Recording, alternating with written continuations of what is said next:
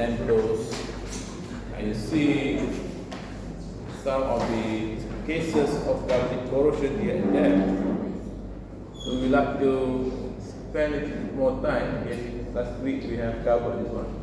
Hopefully some of the understanding is there with you, but we want to revise it a bit, refresh. So this galvanic corrosion also is called dissimilar metal corrosion, bimetallic corrosion, meaning that it involves two metals. And the criteria for this, so that we can call this is a galvanic corrosion. Basically, these two metals, metal 1 and metal 2, okay, must be electrically connected, meaning that are physically connected, either by bolt and nuts, by welding, by riveted, and anything that makes them physically connected and is electrically connected. Through both metallic phase like this, and they also must be in the same solution. In the same solution like this. Can be buried pipeline offshore, can be buried pipeline onshore, can be jetty pipes, can be jetty structures, anything in the same, in a solution. Both of them immersed in the same solution. Okay, so this, when you have this, then you have possible galvanic corrosion. Let me take to a case one example here. And Syahira Aisyah.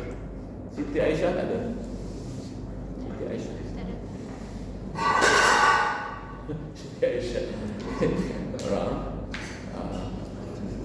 So we consider two metals, iron and copper.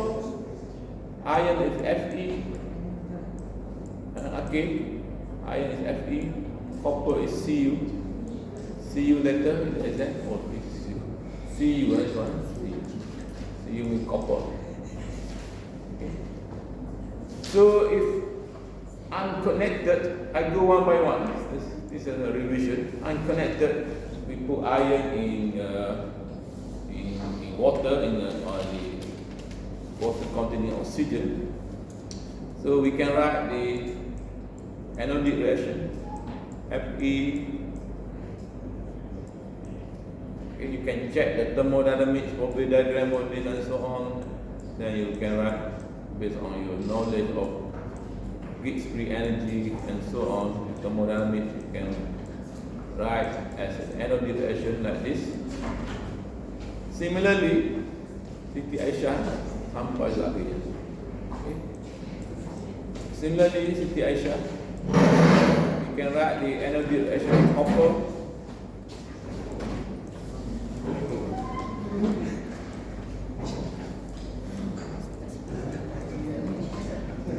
In such a way, these are both anodic reaction. Obviously, they are immersed in this neutral solution, for example. Then you can write, or any solution. In this case, oxygen reduction. So you write the water containing oxygen. Okay. You can balance this reaction. And produce any.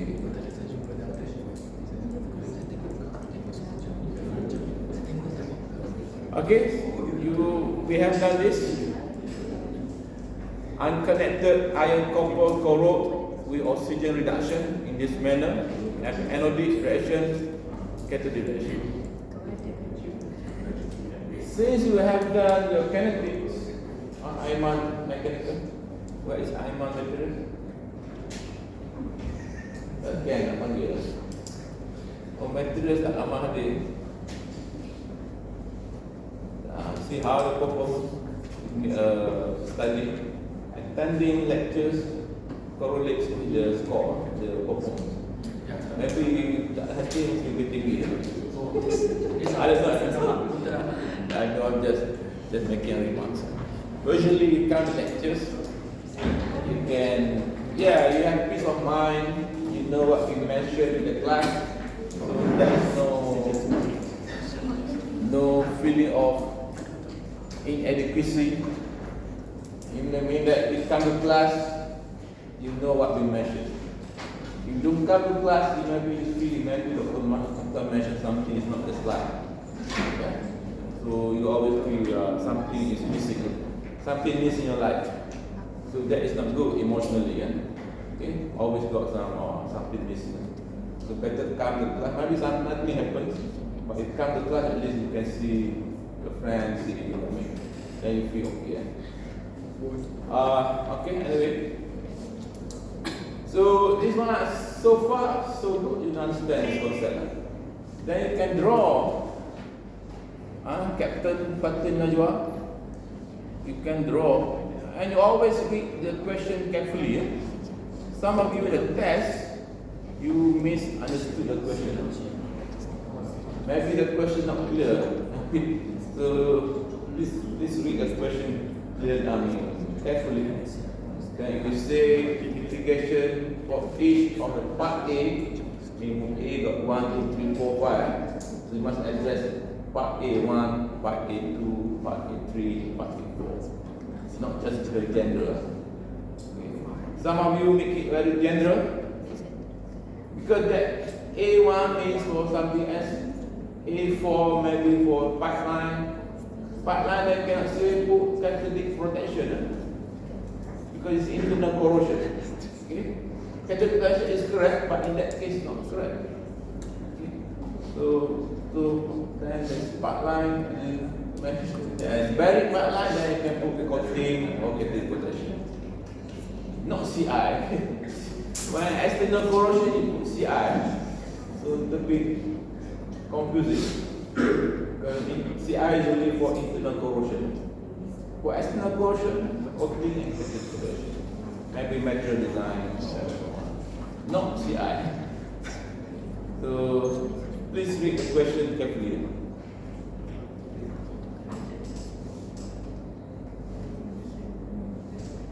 And if you say justify, please justify. Not just be right, left, center. That is so false. Justify means give reason. Maybe some people justify, then say I justify center, or justify right, left. So justify means give reason. Some of you make very good reason. Catalytic protection, like I was at school already, very long. Catalytic protection is some of you. I've read some, not all. So it's quite interesting. But anyway, so when you come to this stage, then you can draw the kinetic diagram. Kinetic diagram is potential versus current. Usually current density in log scale. Current, just put big I, current. Then you can draw in Evans, this way, so you have this catalytic reaction, then we have the anodic reaction, this catalytic for this one, this anodic. Then you see here, you check the, last time wasn't there, so I should maybe update the slide. So you see iron is here. Where is copper? Copper is here. Mean that iron is more active than copper. So iron is corroding. Okay? So this is copper, let's say this is iron. Iron, you know what is the value just now? Minus 0.44. Okay? And so on. Then there is copper. This is copper.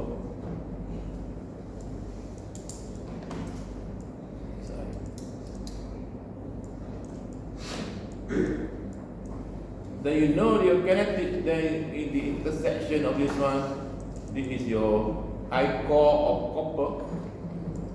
Okay? And this is I core this I core for iron. This one, this I core of copper. And by this kinetic diagram, you know the corrosion rate on iron is higher than corrosion rate on copper. You know this one. So far, okay? This is unconnected. I mean, this is not galvanic corrosion, it's just a corrosion of copper in this neutral water. Corrosion of iron is neutral water. Okay? So kita dari teacher. Okay.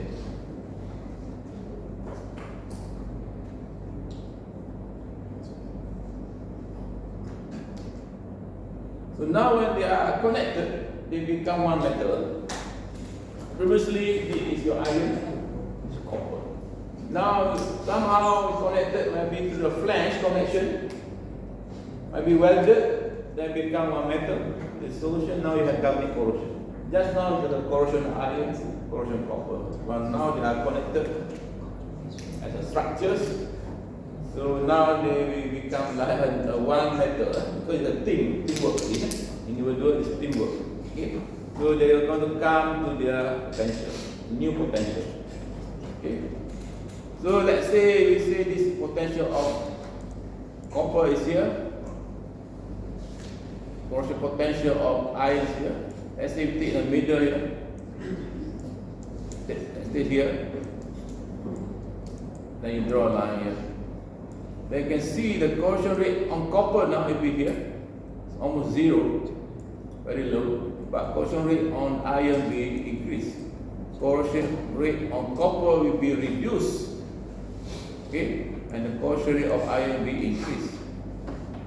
This is so you see a localized corrosion on iron. Okay? We are talking about localized corrosion. Okay? So why we see a heavy corrosion rate, severe metal loss on this side as compared to this one. So this is the explanation based on kinetic diagram. Because kinetic diagram can give you the rate, the corrosion rate. And this also the way to explain the sacrificial end of catalytic protection. But obviously in this case the iron is the end of it. Okay.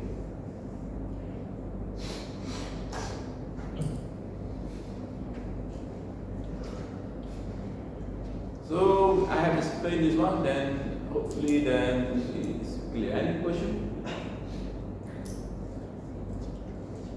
No question, then you okay. It's going to come forward. Now we are going to continue new slide. Please click the slide first. Then ask question. So any question you can ask. You understand that we can move quickly. So these are factors in galvanic corrosion. After we understood the mechanism, what is the mechanism? Mechanism, you will have to always remember 5M.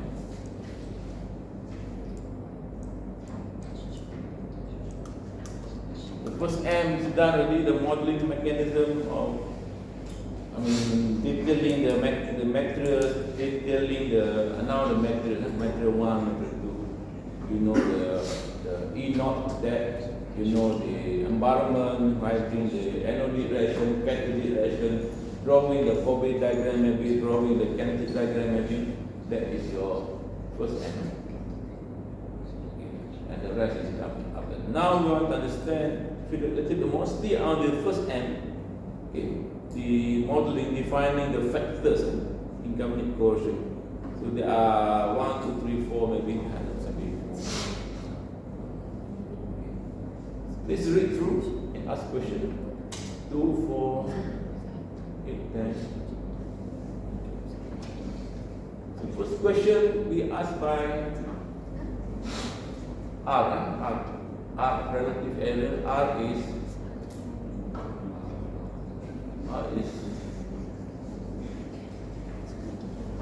Asamba.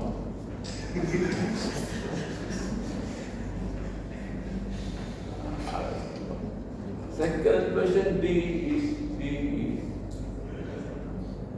who's D? Anyone know what the name is? Yeah, kiss.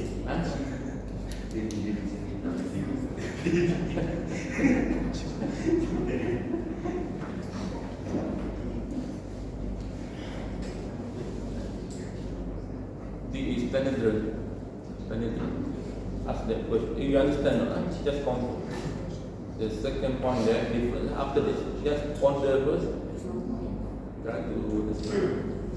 A is then for sure A is Aisha, Siti Aisha. So relative factors in galvanic corrosion, what you need to consider when you see galvanic corrosion? What you need to consider?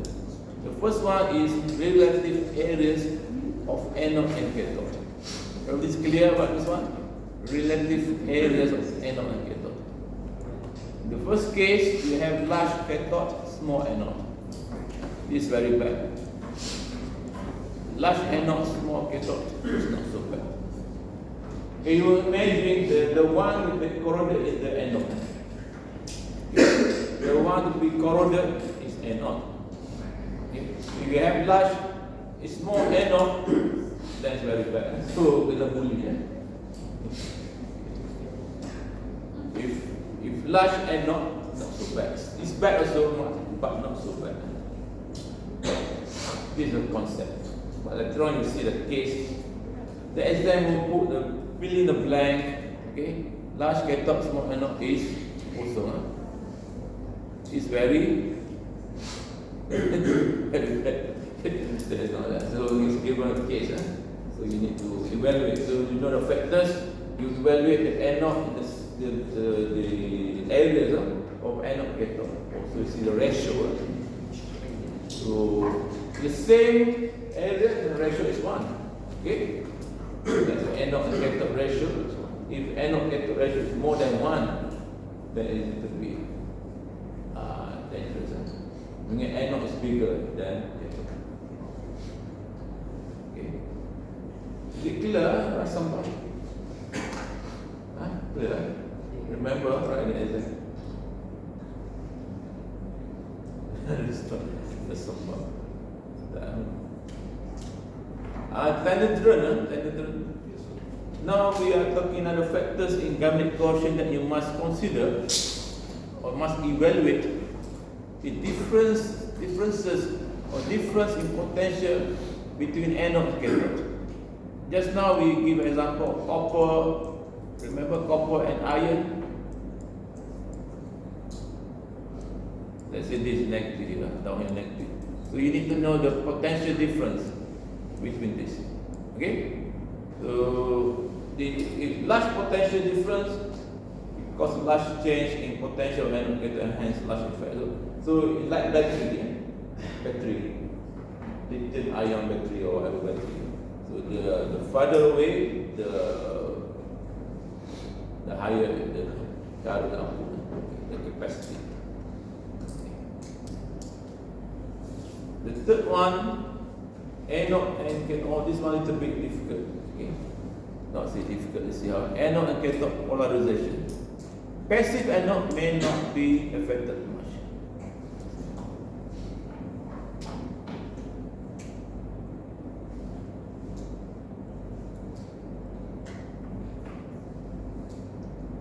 If you have anode and cathode polarization somehow, if this anode is passive, you have polarization occurring, then it will not be affected much because it's passive. Okay. Talking about polarization, it changes the potential, but the anode is passive, so it won't be affected much. But if active anode can undergo the passivation, then you polarize, then active anode may passivate. And that is going to change the story a little bit. This is the big concept. I think we leave it there only. So the last two maybe we don't consider this one. This is environment. You polarize, or maybe can explain. If you polarize, you still remember polarization. You change the potential, okay? Either positive or negative. When you test for polarization, you do polarization. You plus minus equal. When you do test for polarization, you OC is open circuit potential equal plus minus some value, let's say 200 millivolt. You go positive 200, negative 200. Okay, this is your polarizing circuit. If this anode is passive, no problem. You polarize, so I'm passive. It doesn't change me. But if I'm type of active, if I polarize somehow, I receive the potential, I may become passive. Okay? Makes me passive. Or that is in terms of the metal. What about environment? If you polarize, sometimes you see, if this activation control, you want to see like this. Okay. If this is concentration control, catalytic oxygen reduction may be limited current, meaning that you're going to see when you polarize, you go more and more negative, you're going to see no change of current. Because reach the limiting current, the current is change, and so on. If you don't understand, it's okay, but if you understand, it's better. Any question? How's the time? So, can you repeat why passive anode may not be affected? Because this anode, that is the concept. So this anode is passive. Passive means Like we got a side. Passive. So you have these two metal. This anode is passive. it's passive means Passive means we form a layer like CRE. Passive means you see 4B diagram. You got two lines. Some you cannot do this also. I know why. This line is talking about the E equals to minus 0.059 pH.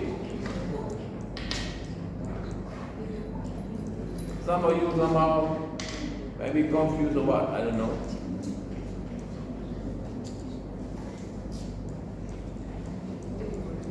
Okay? That is the test one. Yeah, you only use the stability of hydrogen or water. Just do this one. Some of you somehow using anodic reaction. I don't know where you get this from. So obviously that's wrong.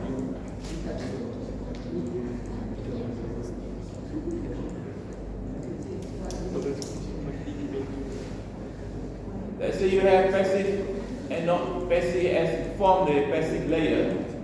Passive means it form passive layer.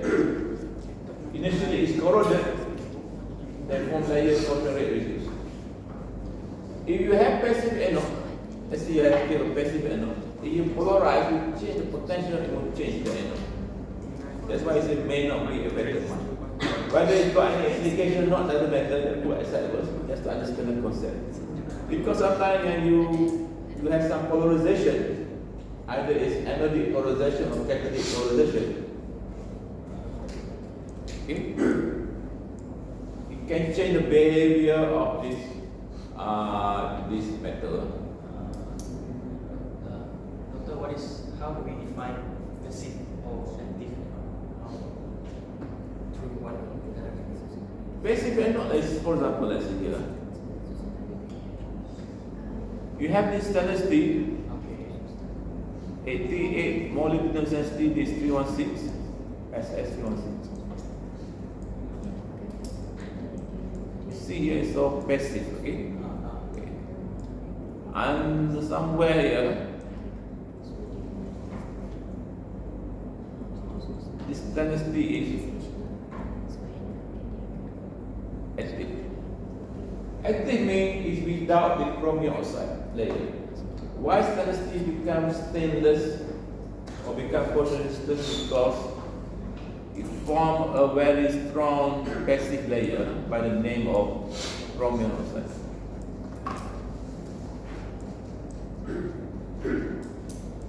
If you remove this layer, that stainless steel become active again. Okay?